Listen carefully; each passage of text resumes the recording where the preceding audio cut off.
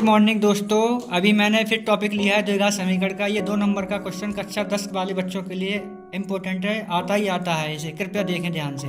जैसे मूलों की प्रकृति, द्विघात समीकरण दिया हुआ है हमारे पास ax² plus bx plus c बराबर 0। तो इसमें कुछ कंडीशंस होती हैं। जैसे पहला दिया है कि दो भिन्न वास्तविक मूल हैं। जब वास्तविक मूल होंगे तो b² माइनस 4ac का मान बड़ा होगा 0 से। दो बराबर वास्तविक मूल होंगे तो b² माइनस 4ac बराबर 0 होगा। कोई वास्तविक मूल नहीं होगा, ये अर्थात काल्पनिक होंगे तो b² माइनस 4ac का मान 0 से क्या होगा, छोटा। ये 3 कंडीशन सही बच्चे याद रखें, आ जाता है विकल्प में के लिए।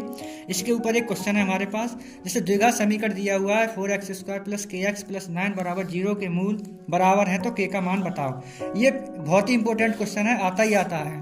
द्विघात समीकरण दिया हुआ है हमें, ये हमने लिख लिया ऊपर से। इसकी तुलना हमने व्यापक समीकरण ax² plus bx plus c बराबर 0 से कर दी। a बराबर 4, b बराबर k, c बराबर 9। अब हम जानते हैं कि मूल बराबर होते हैं तो समीकरण होता है हमारे पास b² माइनस 4ac बराबर 0। इसमें वैल्यू पुट किया हमने, b का मान k² लगाया, इसका मान 4, a 4, c बराबर 9। इसको नॉर्मली कैलकुलेशन सही बच्चों को आना चाहिए। मल्टीप्लाई किया, मल्टीप्लाई करने के बाद ये माइनस वैल्यू इधर कर दिया ट्रांसफर तो प्लस हो गया। इसका मल्टीप्लाई कर दिया, मल्टीप्लाई करने के बाद अंडर रूट में आया। अंडर रूट सभी बच्चों को याद होना चाहिए, नहीं तो आप याद कर सकते हो फैक्टर विधि से। तो ये किसका होता है, वर्गमूल यानी 12 का। ये हमारा इसका आंसर हो गया। इसे ध्यान से देखें।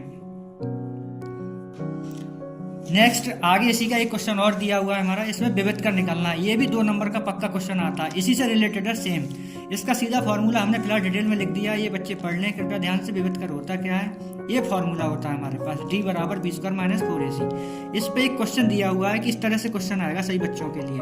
द्विघात समीकरण दिया है, इस पे ये क्वेश्चन यानी हमारा समीकरण लिखा हुआ है, इसको हम लिखेंगे सॉल्यूशन में। तो द्विघात समीकरण लिखा हमने, इसकी तुलना हमने ax² plus bx plus c बराबर 0 से तुलना करने पर a बराबर 1, b बराबर -4, c बराबर 2। अब विविध कर निकालते हैं। तो ये विविध कर सही बच्चों को फॉर्मूला ध्यान रखें अपना, विविध कर का आता ही आता है ये क्वेश्चन, इसको आप ध्यान रखें। और करने के बाद इसमें ओनली जैसे हम वैल्यू पुट करते हैं तो b का मान लगा दिया, 4 होता ही है, a का मान लगा दिया, c का मान लगा दिया, कैलकुलेट कर दिया। कैलकुलेट करने पर हमारे d का मान क्या आया हमारे पास 8, जो d का मान 0 से क्या है, बड़ा। यहाँ पे हम प्रकृति भी बता सकते हैं। तो कृपया हमें अभी विविध कर बताया है, अगली वीडियो में फिर देखने के लिए तैयार रहें। Thank you. चैनल को लाइक और सब्सक्राइब करें। बहुत बहुत धन्यवाद।